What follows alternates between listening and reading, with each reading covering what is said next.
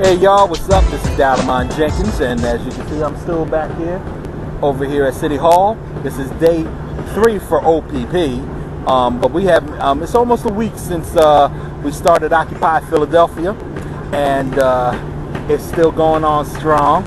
And I was able to talk with a number of people here that have a lot of good plans for this spot as we go along in this thing of ours. So I met for the second time, because I've actually met him in 2004 during the Republican convention in New York. My man who founded Food Not Bombs, he's here. He's been bouncing around from one occupation to the other, just making sure that everything's copacetic with that organization. We got an interview with him, and that's probably going to be a separate video because it was a good long one, and I think there's a lot of stuff in there that needs to be more or less heard. But I also did speak to some other people here that you're going to see in this video because it's not that long.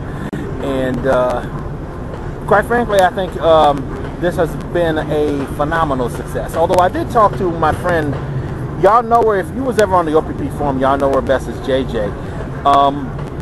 She made the point that when she's listening to this on NPR, there's a few folks that are disappointed when you start taking this on a global outlook, because globally, folks consider the occupations here in the U.S.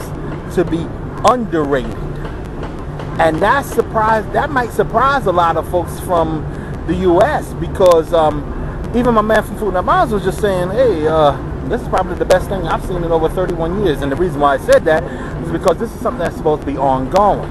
I mean, basically everybody, all the other actions he's seen was basically people yelling and screaming at buildings for about 2 hours and then going home. No one's going home. No one has gone home in a week here in Philly, and no one has gone home in what is now entering its 4th week in Wall Street. But basically, I think, like I said, this is a good thing, and I'm going to cut off now because I don't want to take up too much time from the interviews that we got. So check out the interviews, and I'll see you tomorrow. Peace. What do you want to say? First, if you want to say your name or anything. Yeah, my name is Scott, and I work with a group called the International Action Center based out of West Philly. Okay. So we're out here because we're trying to fight. We believe the economic crisis and the unemployment is the key to is the main reason why so many people are out here today. We're trying to build a movement to fight for a jobs program, but at the same time, we're trying to build a movement because we believe working people should run society. We're trying to build that movement, trying to take this energy out into the neighborhoods and communities hit hardest by the economic crisis. We need help, so we're trying to build it for that demonstration on October 17th at 11 a.m. starting at City Hall. We're marching over to the Stock Exchange as well as marching over to the Department of Education. Fight like hell. We're gonna win. All right, I think that's pretty much it in a nutshell, man. All right, thanks a lot. And we got here. This is my man Bamboozle by the Beast. What do you want to say about everything going on, man? Black people, wake up. We've been hoodwinked and bamboozled into believing that this is our fight. This is not our fight. We've been on the plantation for 400 years. They just got here. All right, man. Time right there, man. Yeah, you see me count. I say, yeah, this means you too, Blue. That's what you mean by you are the reserves. That's because That's right. Why don't you explain it? It's best to explain. Everybody that's not on the front lines is reserves. They don't know it.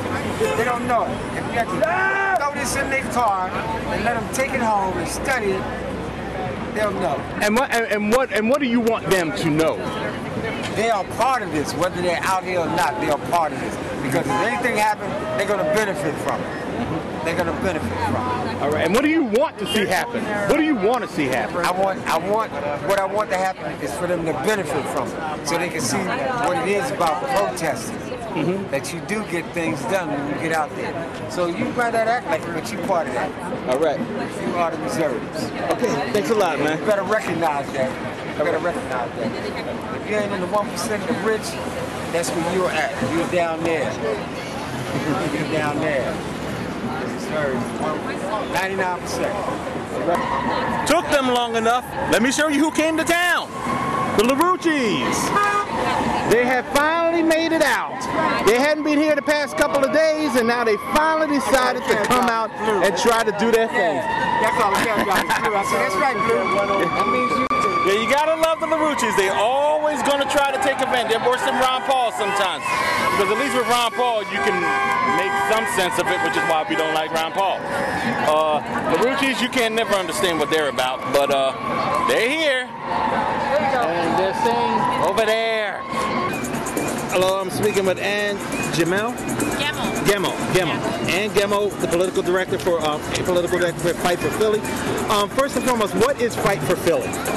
Fight for Philly is a grassroots coalition of groups that are organizing to educate people about what happened to our economy, what's happening to our cities and our schools and our neighborhoods, and basically explaining to people that it goes back to the Wall Street greed of 2008 and also the larger problem of getting everybody to pay their fair share, whether it's in taxes or in being good neighbors within our system. So in a nutshell, Occupy Philadelphia is just right up the alley. Right up our alley. That's why I'm at a table down here at Occupy Philly, because Fight for Philly has been knocking on people's doors and trying to connect them to one another through events. We just had kickoff events last week and the week before, and a lot of Fight for Philly people will be joining in tonight's vigil on the Market Street Bridge to highlight the fact that there's so much work that needs to be done in this country. Chicago, Los Angeles, New York, and hopefully Philadelphia will have real strong showings tonight on bridges. And we're bringing people in from the neighborhoods all over the city that are aware of this, that maybe just can't be down here 24/7 with Occupy Philly. But essentially the same message as Occupy Philly is trying to get out there. Okay. Now the question I have, one of the questions that I have is, why do you think, now people are asking, it's been so long since we've done something like this, why did it take so long and this and that? But the truth of the matter, as evidenced by the fact that you even exist, right, is that we've been doing this for a long time. Yeah. What was the tipping point this time? I mean, we've dealt with Seattle, we dealt with WTO and so on, but what happened this time that just came out of nowhere? Yeah, I think that's a really hard question to answer because this is so organic, but I think a part of the issue is that in Pennsylvania anyway, we elected a governor that came in and slashed everything.